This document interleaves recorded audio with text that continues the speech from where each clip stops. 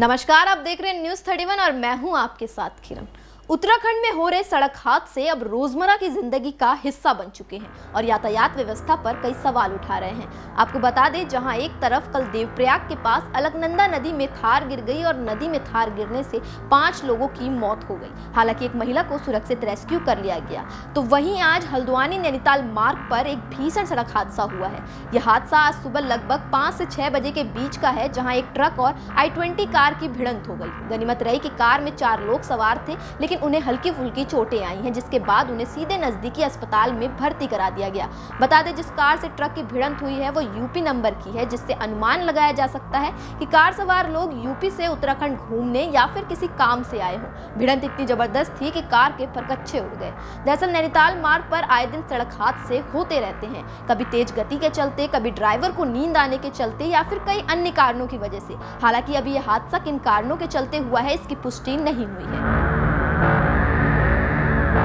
जय जय जय जय जय भीम, जय भीम, जय भीम। जय जय सूरज चांद रहेगा, बाबा तेरा नाम रहेगा। हम संघर्षों के आदी है, हम अम्बेडकरवादी हैं। डॉक्टर बी.आर. अम्बेडकर जन्म दिवस समारोह समिति की ओर से मैं मुख्य संयोजक दीप दर्शन बाबा साहब के 134वें जन्म दिवस पर आपका हार्दिक स्वागत और अभिनंदन करता हूं।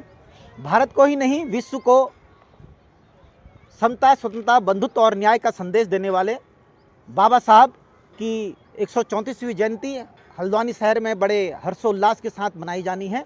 तो मैं आपसे विनम्र अपील करता हूं समस्त जनता से कि 14 अप्रैल को प्रातः 9 बजे मंगल पड़ाव स्थित अंबेडकर पार्क में आप लोग सभी एकत्रित होइए और प्रातः 10 बजे मंगल पड़ाव से ही विशाल शोभा यात्रा बाबा साहब की जयंती पर हल्द्वानी की सड़कों में होते हुए गुजरेगी और MB इंटर कॉलेज हल्द्वानी के मैदान में यह समाप्त होगी।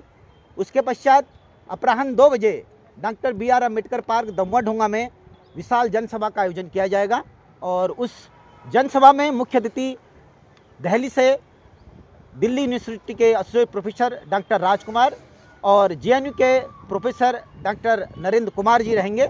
विद्वान साथियों का आगमन यहाँ पर हो रहा है, इसलिए मैं अपने सभी क्षेत्र की जनता से अपील करना चाहूँगा कि इस सुअवसर का आप लाभ उठाएंगे और बाबा साहब के विचारों को, और जो दोनों विद्वान जन हमारे मुख्य अतिथि हैं वह देश में नहीं विदेशों में भी उनके व्याख्यान होते हैं, तो उनको सुनने और बाबा साहब की जयंती को भव्य और विशाल बनाने के लिए आप लोग उस दिन 14 अप्रैल को अवश्य उस शोभा यात्रा में और इस कार्यक्रम में अपनी भागीदारी सुनिश्चित करेंगे, ऐसा मुझे पूर्ण विश्वास है।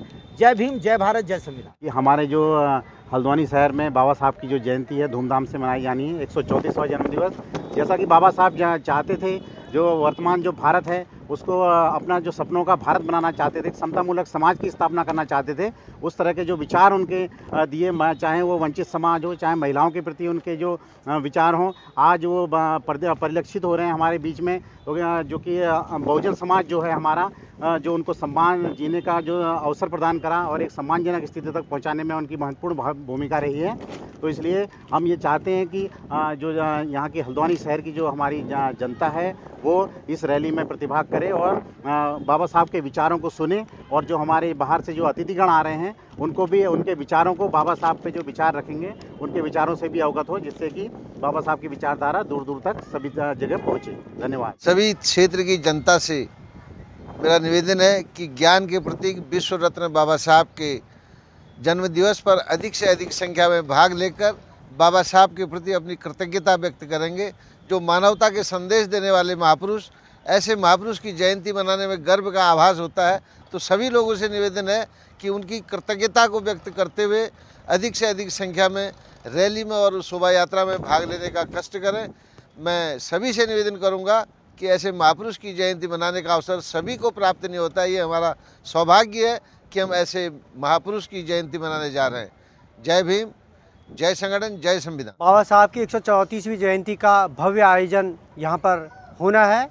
यह आयोजन एक अपने साथ बहुत बड़ा संदेश भी देगा, ऐसा मेरा मानना है। बाबा साहब के जो विचार है, हमारा मुख्य उद्देश्य संगठन का कि जन जन तक उनके विचारों को पहुँचाना है। और जो ये हमारा जो आयोजन है, यह आयोजन भव्य होगा और इसमें तमाम लोगों का महत्वपूर्ण योगदान होगा। मैं ऐसी पूरी आशा करता हूं और सभी लोगों से निवेदन भी करता हूं कि अधिक से अधिक संख्या पर यहां पर पहुंचें और बाबा साहब के जो विचार हैं उनको सुनने का यहां पर कष्ट करेंगे। और मैं पुनः आप सभी लोगों को अंबेडकर जयंती समारोह समिति की तरफ से आप लोगों का तहे दिल से आभार भी व्यक्त करता हूं। आप अधिक से अधिक संख्या में यहां पर आएंगे और हमारे अंबेडकर जयंती समारोह समिति को अपना सहयोग प्रदान करेंगे। जय भीम। डॉक्टर बी.आर. अम्बेडकर जयंती समिति समारोह का सचिव मैं महासचिव दिनेश आर्या। मैं क्षेत्र की सभी युवाओं से, महिलाओं से, बुजुर्गों से आह्वान करता हूं कि आप सभी 14 अप्रैल के दिन मंगल पड़ाव में होने वाली शोभा यात्रा में अधिक से अधिक संख्या में पहुंचकर उस शोभा यात्रा को और डॉक्टर अम्बेडकर पार्क में होने वाले जयंती के कार्यक्रम को सफल बनाने में अपना बहुमूल्य योगदान प्रदान करें।